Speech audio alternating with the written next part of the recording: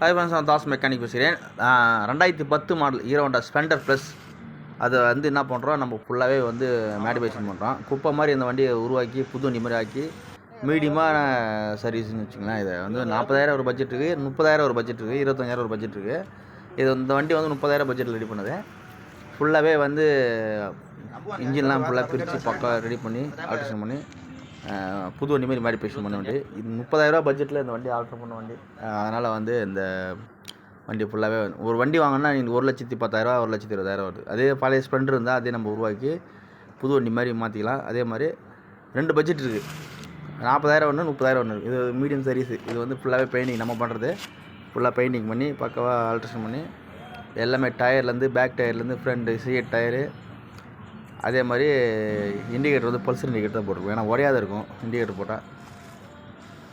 25,000 செலவு. பேக் டயரும் புதுசு, எல்லாமே வீலு ரிம்மு அப்பு எல்லாம் புதுசு. எல்லாம் போட்டு பக்காவாக போட்டு மீட்டர்லாம் ரெடி பண்ணி வண்டி புது வண்டி கண்டிஷன் இருக்கும். பார்க்கறது பக்காவாக இருக்கும். ஃபுல் எஃப்சி வண்டி, ஃபுல்லாக எஃப்சி பண்ணி வண்டி இன்னும் 5 வருஷம் ஓட்டுற மாதிரி நாங்கள் ரெடி பண்ணியிருக்கோம்.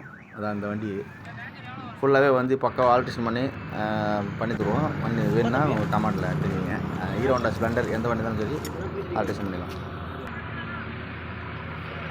அதான் டேக் மாட்டிச்சு அசிங்கமா